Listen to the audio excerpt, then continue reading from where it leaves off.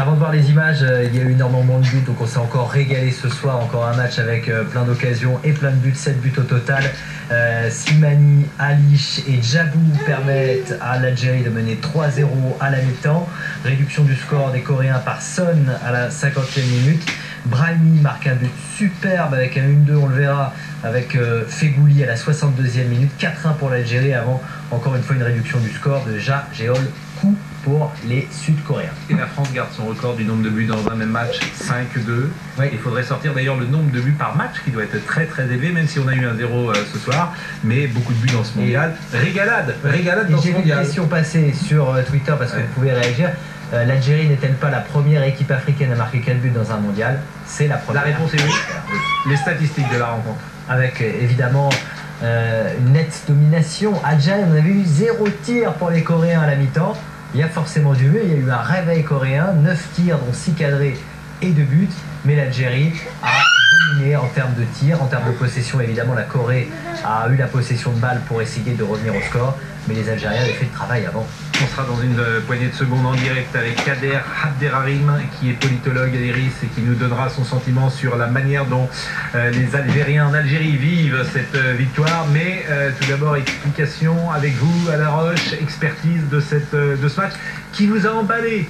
C'est agréable de voir les matchs avec vous parce que vous m'avez dit ce mondial, mais c'est formidable. On enlève les bébés et les sourds et les aveugles.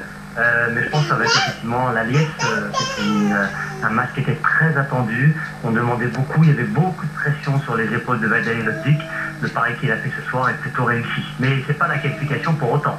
L'Algérie n'a jamais passé le premier tour, même avec Rabat Majder en 1982, et on se souvient de ce fameux match abominable entre l'Allemagne et l'Autriche. Et le paradoxe, c'est qu'en 8e de finale, l'Algérie pourrait rencontrer l'Allemagne. Ah oui, ça rappelle des mauvais souvenirs à beaucoup de monde.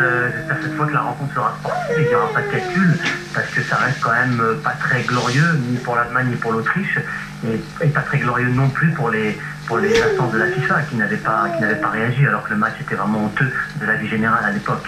Vous avez été content de Vaïd ce soir, Vaïd Halilhodžić, qui a parfois des soucis avec l'opinion publique algérienne? Oui, mais l'image de cette rencontre nous emballe. Alors le groupe avec la Belgique, on verra aussi les images dans ce débrief après sa victoire 1-0 contre la Russie, la Belgique qualifiée. Personne n'est éliminé dans ce groupe, c'est ce que l'on peut constater, mais l'Algérie prend un bel avantage avec cette victoire, 3 points. Les prochains matchs, ce sera donc Russie, Algérie et Corée du Sud, Belgique.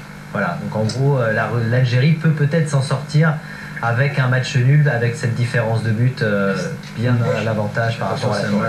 Un match qui va être très dur à préparer psychologiquement, parce que est-ce qu'il faut attaquer pour gagner, est-ce qu'il faut jouer le match nul contre la Belgique, l'Algérie a eu des pires difficultés à garder ce résultat nul, donc pas être facile pour les joueurs, pour l'entraîneur non plus à gérer ce genre de confrontation. Raman nous dit hier c'était la fête de la musique, aujourd'hui la fête de l'Algérie, beau match de football. Combien de joueurs en équipe de France, puisqu'ils sont français, et qui ont choisi pour jouer au football la nationalité? Et certains ont même joué dans des sélections de jeunes de l'équipe de France.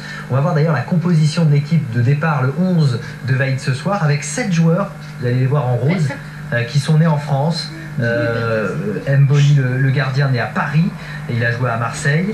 Il était dans les sélections de moins de 16 ans et de moins de 17 ans. Mandi, qui joue à Reims, est né à Châlons-en-Champagne. Majid Bouba, Nabi Gilas. Oui. Mais ils sont 16 à être nés en France. Il y en a beaucoup. C'était l'équipe. Voilà, c'est l'équipe type, et il y en a beaucoup qui ont joué justement dans les sélections de jeunes. Et comme peut-être qu'ils ne pouvaient pas intégrer l'équipe de France A, voilà, c'est ça. C'est souvent ça. C'est souvent comme ça que ça se passe. 1, 2, 3, 4, viva l'Algérie. Ce soir, c'est dans les bars. Bien évidemment, Alice Darfeuille est avec nous. On va en parler jusqu'à 23h25.